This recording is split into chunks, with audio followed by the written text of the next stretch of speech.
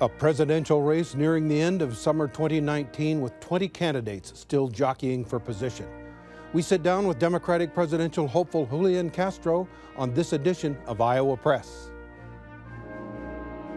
Funding for Iowa Press was provided by Friends, the Iowa Public Television Foundation, the Associated General Contractors of Iowa, the public's partner in building Iowa's highway, bridge, and municipal utility infrastructure. I'm a dad. I am a mom. I'm a kid. I'm a kid at heart. I'm a banker. I'm an Iowa banker. No matter who you are, there is an Iowa banker who is ready to help you get where you want to go. Iowa Bankers, allowing you to discover the genuine difference of Iowa banks.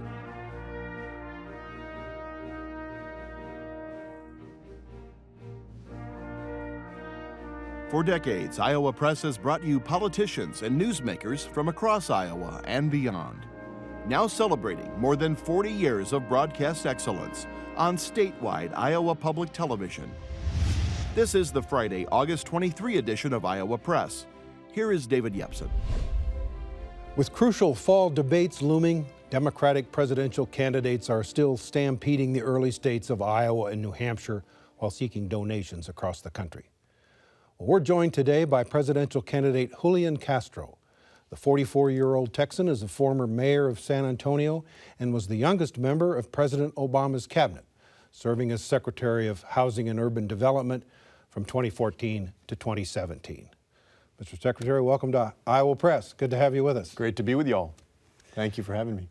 Across the table are journalists Barbara Rodriguez, political reporter for the Des Moines Register, and Kay Henderson, news director for Radio Iowa.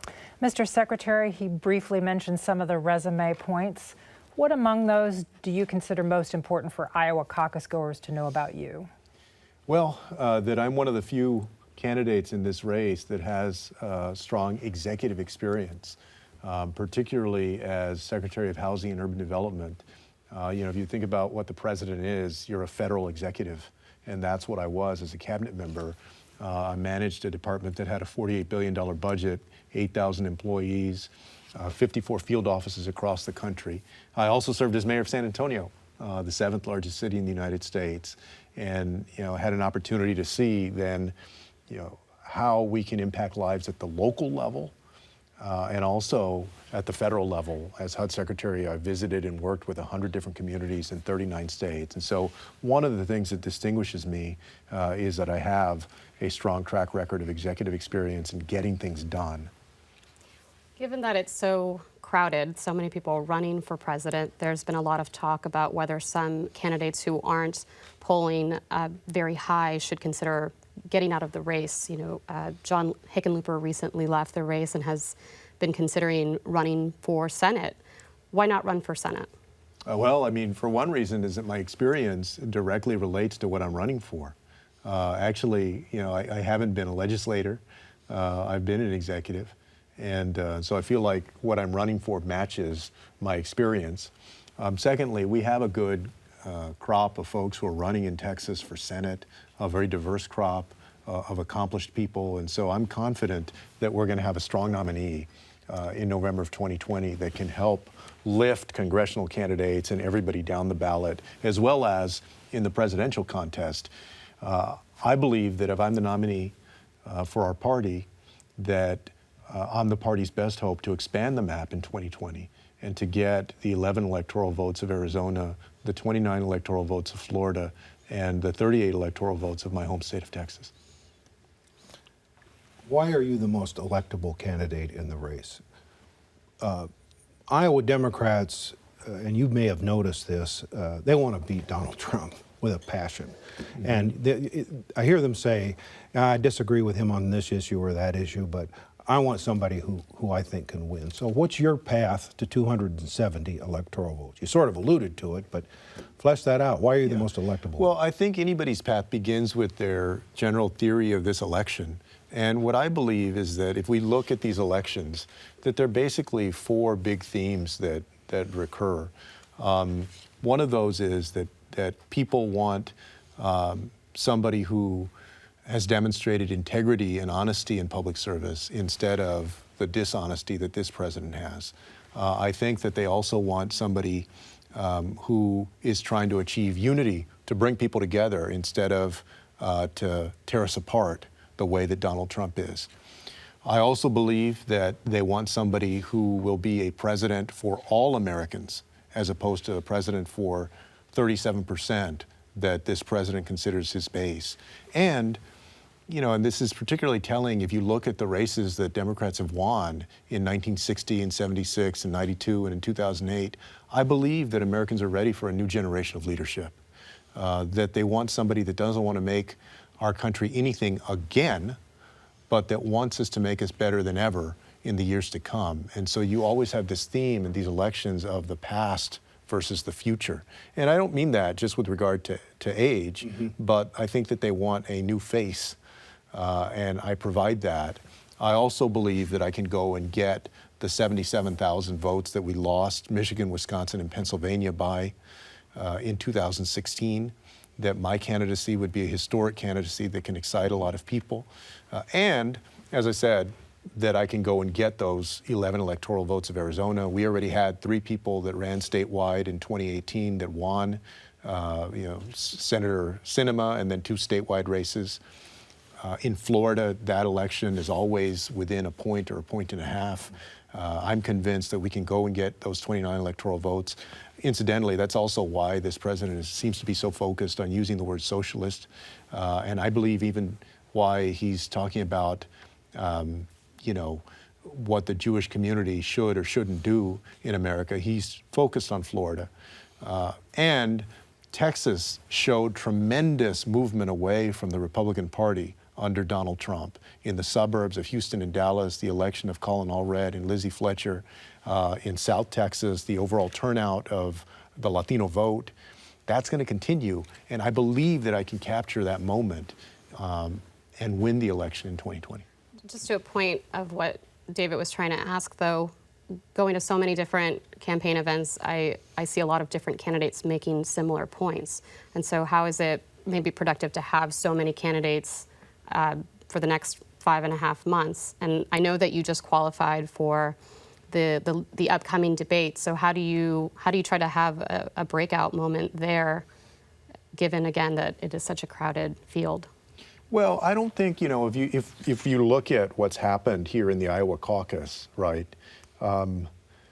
over several cycles, and y'all have seen this, I don't know that it's any one moment. What usually happens, as y'all know, is that in the last 6 to 8 weeks, there's a gathering steam that is picked up by a candidate, or in some cases, more than one candidate. And so I believe that what's going to happen here in Iowa is that as more people focus on the race, that there's going to be an opportunity for some of us who may not have been top of mind, but who are in the September, October debates and will likely be in the 2 debates after that, to pick up momentum. I can already tell here in Iowa when I come out here that more people come to my events, that we have more grassroots support. I can also tell that people very much are still considering who they're going to support in the caucus, that because you've had so many candidates, people are open. And maybe the biggest benefit to those of us who want to beat Donald Trump, all of us who want to beat Donald Trump in 2020, is that no matter what happens, the person that emerges as the Democratic nominee is going to be a stronger candidate because he or she will have had to compete against very talented people. I mean, there's an embarrassment of riches in terms of people who are visionary and talented and are in it for the right reasons. In order to win the primary, you got to be a great candidate. And that means that nominee is going to be that much stronger than if they just had to go against 2 or 3 people. We're taping this program on Wednesday. A few hours ago, the Trump administration announced a new policy for asylum seekers. Do you consider that a step forward? I consider it a step backward. It's a step backward because instead of saying the answer is to keep families caged longer together, it should be to actually not detain families and let them be together on the outside. And toward the end of the Obama administration, the administration implemented something called the Family Case Management Program. And this Family Case Management Program was designed so that we could make sure that people showed up for their court date because, oftentimes when you ask folks, well, why don't you just not detain people? They say, oh, well, how are we going to make sure that they don't show up for their court date?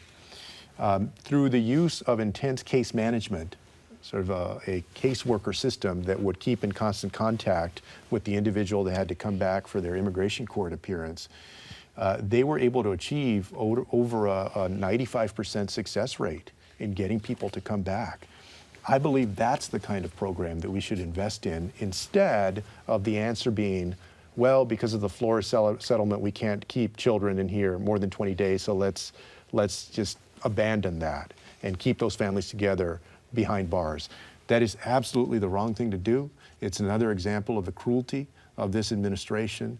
And I have a completely different vision for how we should do immigration that uses, like I just outlined, common sense, that would be cheaper to taxpayers and ultimately also more humane and more effective at accomplishing what we want to accomplish. Were you comfortable with the Obama administration's deportation record, and did you raise concerns about it during his administration? I did. I raised concerns in 2014. I've said during the course of this campaign that I believe that the administration did get better in some ways on immigration as the years went by. The number of deportations fell.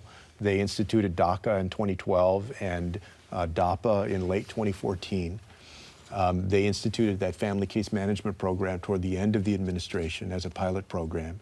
So there was a recognition of how we could improve our immigration system. Of course, there was also the 2013 legislation that had 68 votes in the Senate that President Obama pursued. And that if John Boehner had allowed that legislation to actually get a vote on the floor of the House, it would have passed. So I have said, look, there are lessons that we can learn from the past, and I have learned those lessons. I want to make sure that we have an immigration system that is working for our country and doing so in a way that is with common sense and with compassion for the people who are involved. I don't believe in the cruelty of Donald Trump and his administration. Mr. Secretary, you're a Latino candidate and you're running for president at a time when this national conversation over immigration is super heightened. And I know that just a few days ago you filmed an ad that was very critical of the president. And I guess I want to make sure I understand whether you feel that a sense of responsibility or a burden in terms of how you have to talk about this issue and constantly being asked about issues around immigration. Well, I mean, I recognize that, for a lot of Latinos out there, that my candidacy has special meaning because there haven't been that many Latinos who have run for president. And especially now when a lot of the Latino community feels under attack by this administration, that there's a special significance to me being on that debate stage for a lot of people. I feel that. I also feel a responsibility to make sure that the vision that I put out there reflects the reality that I see as somebody that grew up in Texas and understands that the immigrants that we're talking about are no different in what they want for our country and for themselves than waves of immigrants that came before, and that many Latinos have been here for generations. And there's too often times a one-dimensional view of the community. So I acknowledge that. I think I've spoken to all of those issues, including immigration, but I also know that I'm much more than that I've put out policy plans on housing, on education, on this week, making sure that we protect animals and wildlife. We want to get to those. Let's start with housing.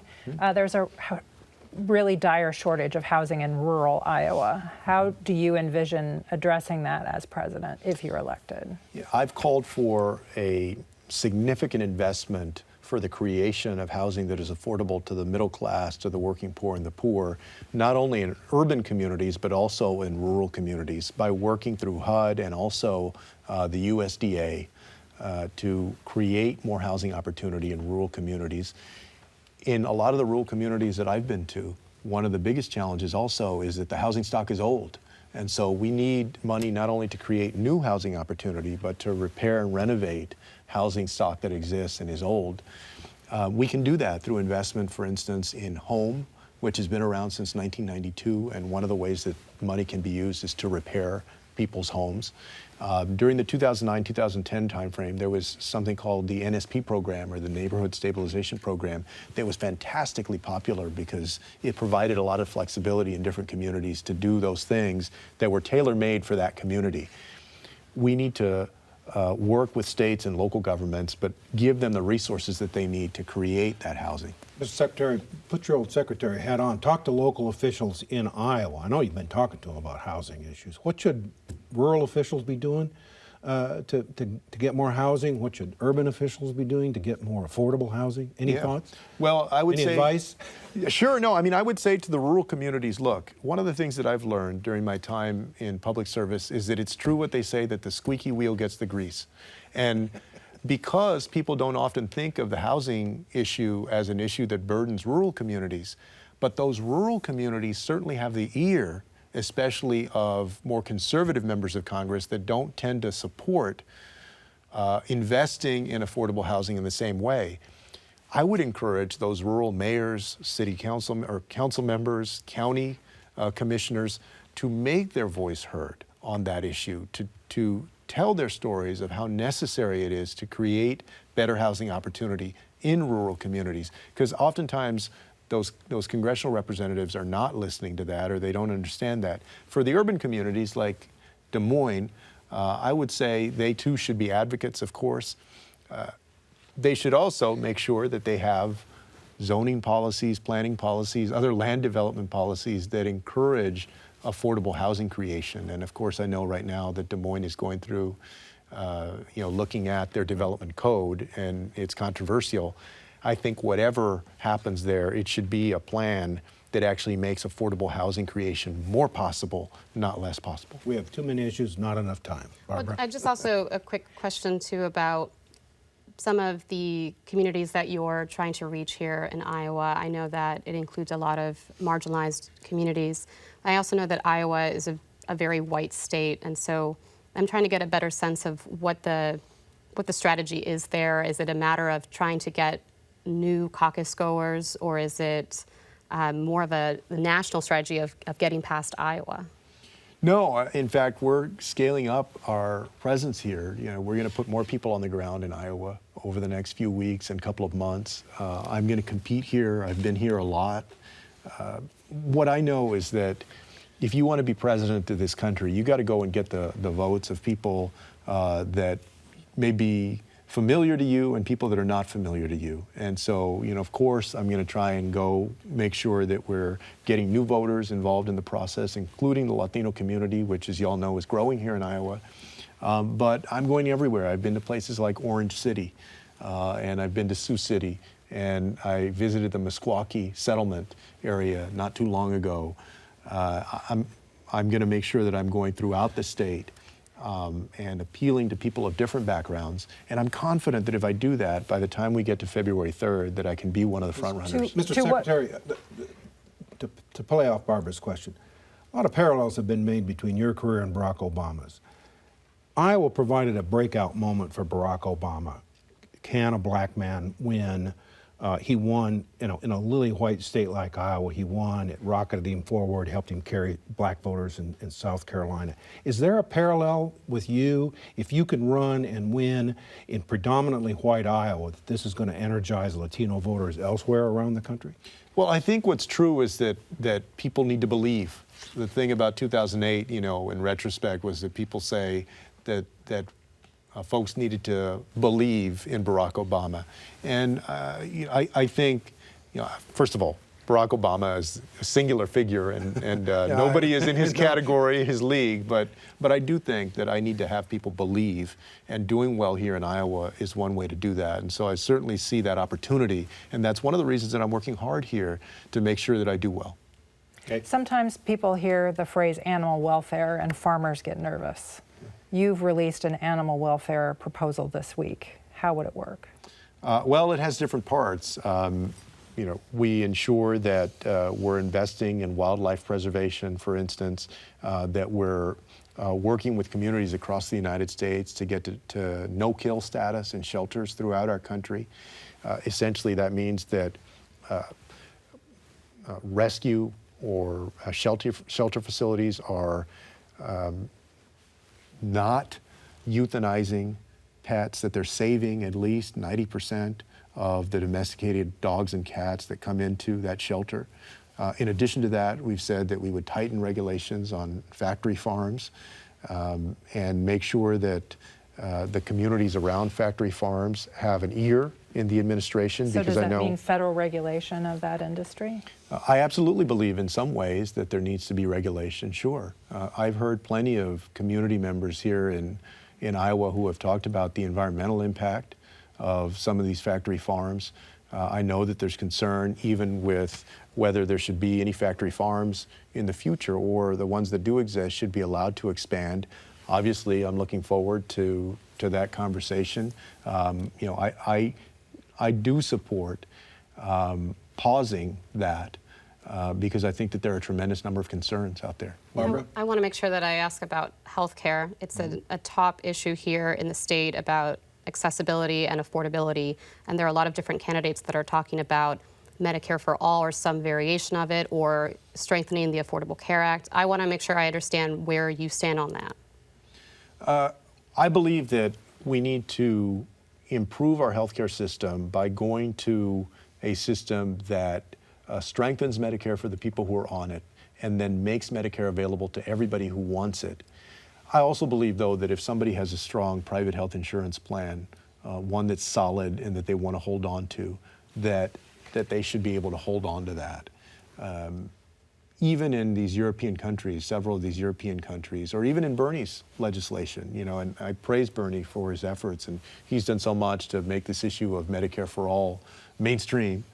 But even in that legislation, there's the ability of somebody to have a private health insurance plan for instance, elective cosmetic surgery. Now, not that many people would have that kind of plan, but that's a nod toward the option of private health insurance. I believe that if somebody has a strong plan that meets certain requirements, that they should be able to have a private health insurance plan. What I don't believe is that anybody in our country should ever go without health care because of the profit motive of big pharma or big insurance companies. And I would make sure that we have a strong, robust Medicare system that is the primary system that people get insurance with. We have less than 3 minutes, Mr. Secretary. Okay? Should Congress ratify the U.S.-Mexico-Canada agreement? Well, I hope that the Congress takes the opportunity to really scrub through the environmental provisions and the labor provisions as well as the enforcement provisions. And I hope that if those provisions are strengthened, that we can get to an agreement. I believe that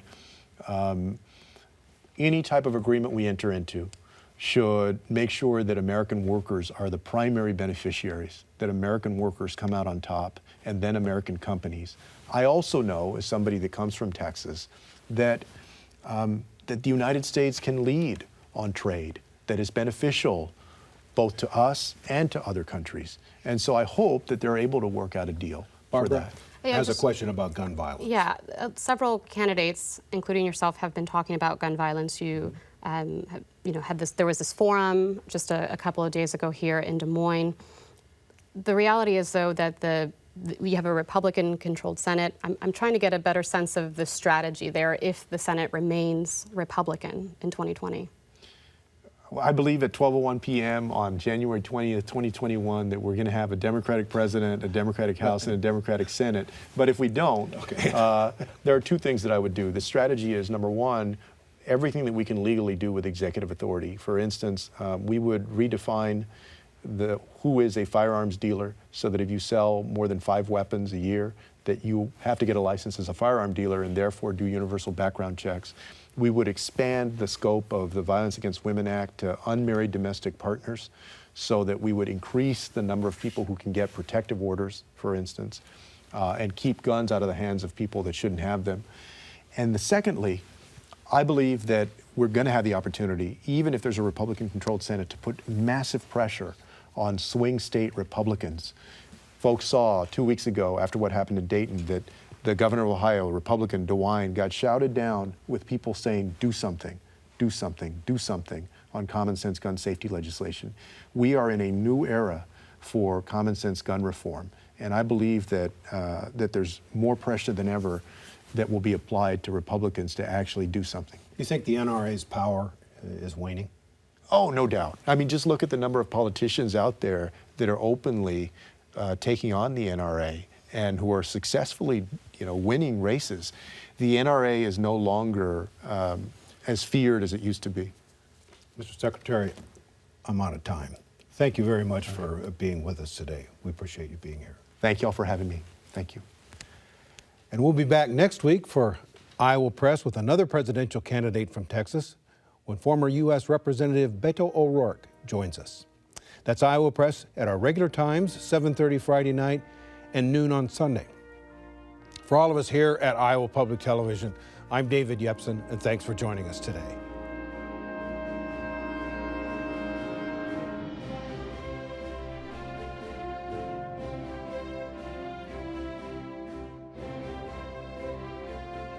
Funding for Iowa Press was provided by Friends, the Iowa Public Television Foundation, the Associated General Contractors of Iowa, the public's partner in building Iowa's highway, bridge, and municipal utility infrastructure.